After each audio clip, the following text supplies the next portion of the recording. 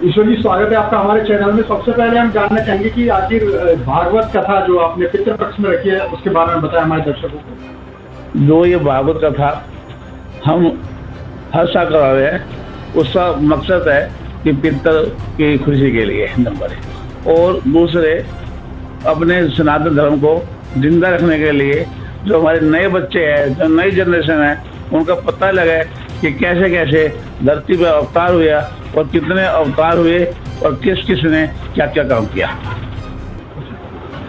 पितृपक्ष में जैसे आपने बताया कि बच्चों को पता लगना चाहिए, लेकिन आज की जो पीढ़ी है, जो मॉडर्न जिन्हें हम कहते हैं, वो कहते हैं कि हम पितरों को मानते नहीं है। तो ऐसे में आप क्या संदेश जनता को देंगे?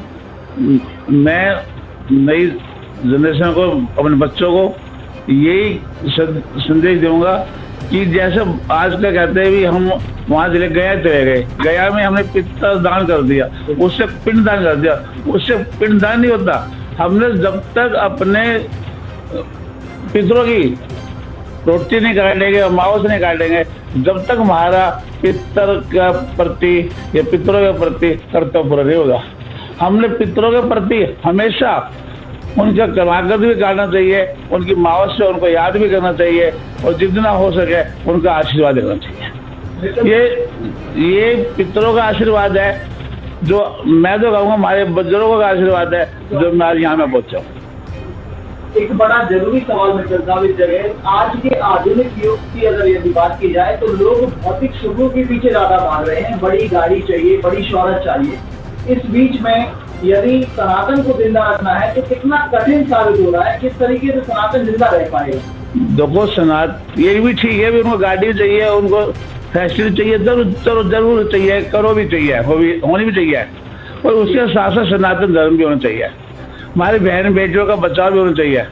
हमारी बहन बेटियों को लफ्ज़ याद ना करे, हमारी गाय ना कटे, ये भी बहुत जरूरी है। बड़ी गाड़ियों के साथ हमारे संस्कार खत्म होने चाहिए, संस्कार ही बहुत जरूरी है। अगर हम बड़ी गाड़ियों के साथ संस्कार खत्म कर देंगे तो हमारा जीवन बेकार है। जैसे कि अभी आप उदाहरण के तौर पर वृंदावन चले जाओ, अंग्रेज हमारे मारा जब तक मिलेंगे, और वो उनकी वेशभूषा देखो। अपने जो लोग हैं, नई जनरेशन है, उन्होंने उनको सब भूलते जा रहे हैं। सारे जितने भी दोनों काम करने चाहिए अपने सनातन धर्म के प्रति सबको भूल आ रही है। मेरी सभी से प्रार्थना है, 5 अक्टूबर को वोट डालने के लिए सबसे पहले घर से निकले और सबसे पहले वोट डाले। उसके बाद वोट डालते टाइम इस बात का भी ध्यान रखना चाहिए कि सनातन धर्म को बचाना बहुत जरूरी है। सनातन धर्म बचेगा तो हम बचेंगे। उसी पार्टी को वोट दे जो सनातन धर्म की रक्षा कर सके, और सनातन धर्म की रक्षा इस टाइम भारतीय जनता पार्टी कर सकती है। उस भारतीय जनता पार्टी को वोट देने से हमारी बहन बेटियां लव जिहाद से बचेगी और हमारे गौ रक्षा होगी, गौ नहीं कटेगी। जैसे अभी दूसरे समुदाय के लोग खुल के कह रहे हैं कि जैसे हमारी जो यात्रा हुई थी 31 जुलाई 2023 को, और वो कहते चप्पल छोड़ कर भागे थे, अब क्या उनको अंदर नहीं आने देंगे, तो उनको भी इस चीज की पता होना चाहिए कि हिंदू कम नहीं है। बिल्कुल आपने सही कहा कि हिंदू कम नहीं है इस विषय में, लेकिन हिंदू हमेशा से शांति प्रिय रहा है। इसको कहा जाता है कि ये शांति प्रिय है। तो ऐसे में हिंदू को कैसे जागृत होना पड़ेगा? हिंदू शांति प्रिय नहीं है, हिंदू में एकता की कमी है। हिंदू बटा हुआ है जातिवाद पर। आज की तारीख में पहले बढ़िया समाज गुप्ता समाज होता था, अब वो मित्तल भी लगाने का, सिंगल भी, इसलिए बढ़ते जा रहे हैं। ये बढ़ना हमारे लिए कमी है। अब जिस दिन हिंदू एक हो गया, किसी भी दूसरे समुदाय की हिम्मत नहीं है तो ये लफ्ज बोल दे कि अब चप्पल छोड़ कर भाग गए थे, अब तुम्हें अंदर नहीं बढ़ देंगे। जाति की जनगणना होती है, क्या इसमें कुछ कमी होनी चाहिए? जाति गणना में खाली हिंदू होना चाहिए, या ये नहीं कि क्या नाम है जैन समुदाय है या वैश्य समाज है, ये नहीं कि ये वैश्य समाज का मित्तल को होता है या गोयल को होता है। खाली एक बढ़िया ही लिखना चाहिए, उसी हिसाब से होना चाहिए। यादव लिखना चाहिए, यादव ही होना चाहिए। जाट जाट ही होना चाहिए, ये नहीं गोत्र नहीं बनना चाहिए। अगर जाति जनगणना करनी है तो सिर्फ जात पे करे, ना कि गोत्र पे करे।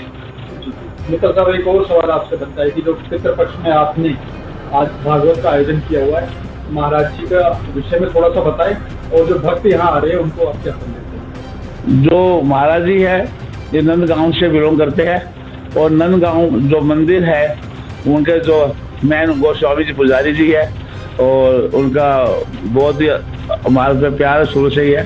तो उन्होंने हमारे से आग्रह किया था कि अब गुड़गांव में हम भागवत कथा कराना चाहते हैं, और हम पिछले 9 साल से भागवत कथा करा रहे हैं, जो कि ज्योति शिखा जी हमेशा करती आ रही थी। अब के जो हमारे गोस्वामी जी है उनके उसमें गोस्वामी जी के उसमें ये जो भागवत कथा हो रही है उनका शामिल है। बहुत बहुत धन्यवाद आपका हमसे बात करने के लिए। धन्यवाद।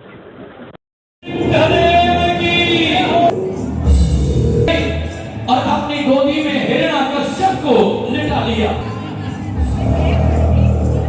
हिरण्यकश्यप कहता है आपने वरदान नहीं रखा है मैंने, न पशु से और न मानव से मेरी तरफ देख, ना मैं पूरा आए। भगवान नरसिंह के क्रोध को शांत, आजा बेटा मेरी गोदी में आकर के बैठ जा। दया छोड़ गड़ा योग सिद्धा प्रभाए नाराधिक गुरुगण, और कहा बेटा तेज व्यक्ति का कार्य हो जाता है। आप कैसे संत हैं? मैं भगवान को पाने के लिए घर से निकला हूं, और आप भगवान से मिलने नहीं देना चाहते, मुझे वापस भेजना चाहते हैं। ये आपकी पहचान नहीं है। ये बात सुनते ही देवर्षि नारद बोले बेटा मैं तो तेरी परीक्षा ले रहा था। नारद जी ने अपने गले की कंठी उतारी और 5 वर्ष के बालक ध्रुव के गले में डाल दी और कान में मंत्र दिया, बेटा आज से मैं तेरा गुरु और तू मेरा शिष्य, और मैं तुझे गुरु मंत्र देता हूँ, ओम नमो भगवते वासुदेवाय। बेटा इस मंत्र का जाप कर और तेरे गुरु का आशीर्वाद है, जब तक तुझे भगवान की गोदी में बैठने का अवसर ना मिले तब तक वापस मत आना।